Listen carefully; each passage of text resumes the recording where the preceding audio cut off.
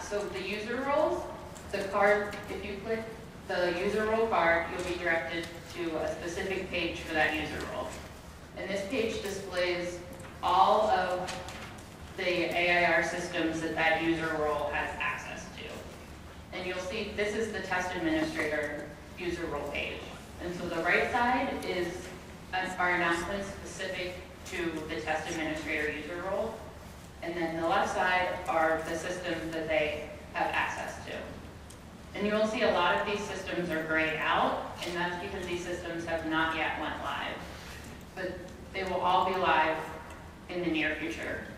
And you'll see I'll discuss login information later, but the icons with the lock in the lower right-hand corner are systems that require a login and password to access. So those links are not public.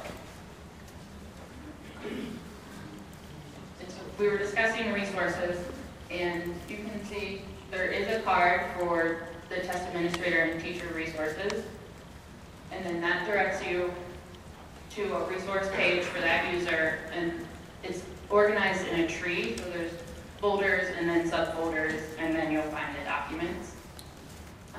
And so we've discussed training, and so here's a list of some of the things that are currently posted to the portal. And you'll see the modules, which we were discussing earlier.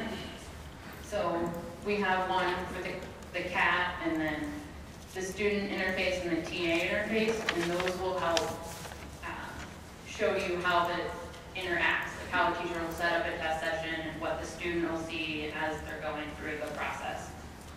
As well as there's a systems requirements for online testing, which will help your technical coordinators assess the needs for the school, bandwidth, and all of those things that I don't know about, but Colin will be able to answer the questions about that technical stuff later.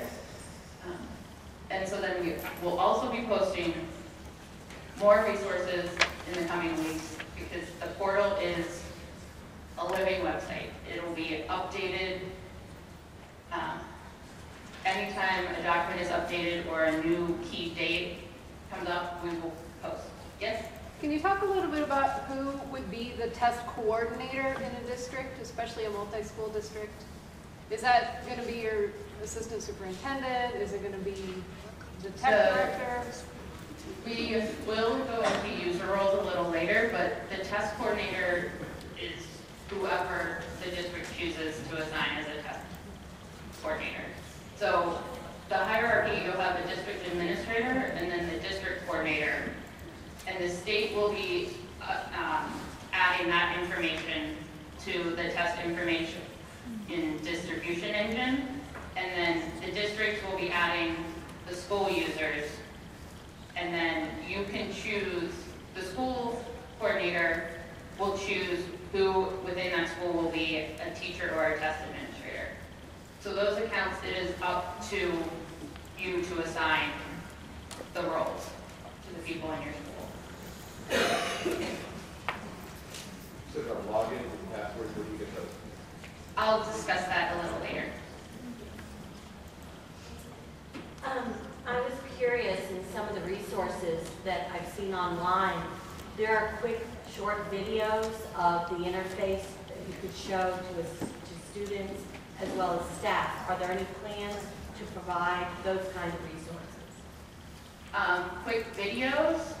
No.